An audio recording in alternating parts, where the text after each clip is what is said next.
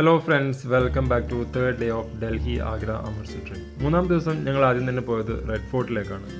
1639 തൻ്റെ ആസ്ഥാനം ആഗ്രയിൽ നിന്നും ഡൽഹിയിലേക്ക് മാറ്റുന്നതിൻ്റെ ഭാഗമായി ഷാജഹാൻ പണിതതാണ് ഈ ഫോർട്ട്.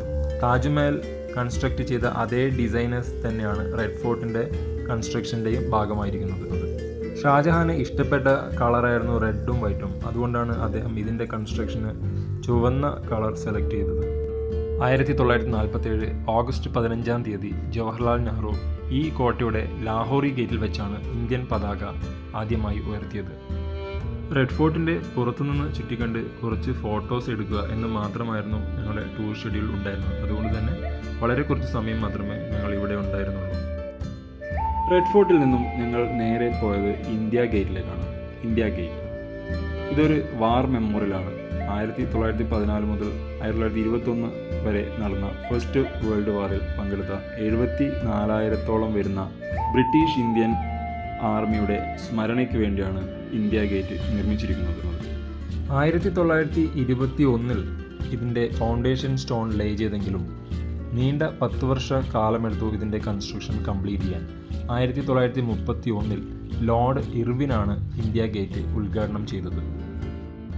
1971 നടന്ന ഇന്ത്യ പാക് യുദ്ധത്തിൻ്റെ സ്മരണയ്ക്കായി നിർമ്മിച്ചതാണ് ഇന്ത്യ ഗേറ്റിൻ്റെ താഴെയുള്ള അമർ ജവാൻ ജ്യോതി. 1972 ജനുവരി 26 അന്നത്തെ പ്രധാനമന്ത്രിയായിരുന്ന ഇന്ദിരാഗാന്ധിയാണ് ഇത് രാഷ്ട്രത്തിന് വേണ്ടി സമർപ്പിച്ചത്.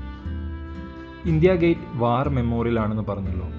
ഫസ്റ്റ് വേൾഡ് വാറിൽ മരണപ്പെട്ട 1313 ബ്രിട്ടീഷ് ഇന്ത്യൻ ആർമിയുടെ പേരുകൾ ഈ ഇന്ത്യ ഗേറ്റിൽ കൊത്തിവെച്ചിട്ടുണ്ട്. ഇന്ത്യ ഗേറ്റിന് ശേഷം ഞങ്ങൾ നേരെ പോയത് തീൻ മൂർത്തി ഭവനിലേക്കാണ്. 1930 കാലഘട്ടത്തിൽ ബ്രിട്ടീഷ് ഗവൺമെൻറ് പണി കഴിപ്പിച്ചതാണ് തീൻ മൂർത്തി ഭവൻ. ഇത് പിന്നീട് പ്രൈം മിനിസ്റ്റേഴ്സിൻ്റെ ഒഫീഷ്യൽ റെസിഡൻസായി മാറപ്പെട്ടു. ഏറ്റവും കൂടുതൽ കാലം തീൻ മൂർത്തി ഭവൻ ഉപയോഗിച്ചത് പണ്ഡിറ്റ് ജവഹർലാൽ നെഹ്റുവാണ്. 16 വർഷ കാലം അദ്ദേഹം ഇവിടെ താമസിച്ചിട്ടുണ്ട്. ഇന്ദിരാഗാന്ധിയാണ് തീൻ മൂർത്തി ഭവനെ ഒരു മ്യൂസിയമായി കൺവേർട്ട് ചെയ്തത്.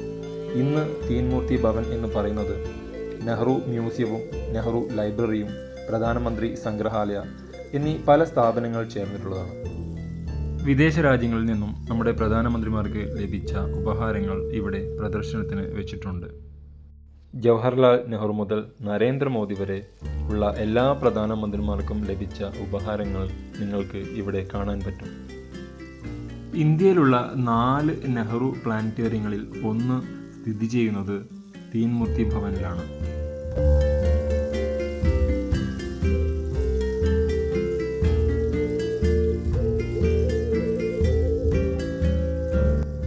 തീൻ മൂർത്തി ഭവനിലെ ഒരു പ്രധാന ആകർഷണമാണ് പ്രധാനമന്ത്രി സംഗ്രഹാലയ.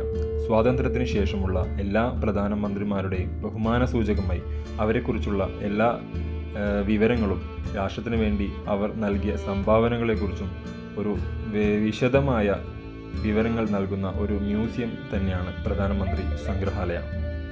തീൻ മൂർത്തി ഭവനിൽ നിന്നും ഭക്ഷണത്തിന് ശേഷം ഞങ്ങൾ നേരെ റെയിൽവേ സ്റ്റേഷനിലേക്കാണ് പോയത്. അവിടെ എത്തിയപ്പോഴാണ് അറിയുന്നത് അമൃത്സറിലേക്കുള്ള നമ്മുടെ ട്രെയിൻ 4 മണിക്കൂർ ലേറ്റാണ്. 2 മണിക്ക് പുറപ്പെടേണ്ട ട്രെയിന് ഏകദേശം 6 മണിക്ക് അവിടെ നിന്ന് പുറപ്പെടുകയുള്ളൂ.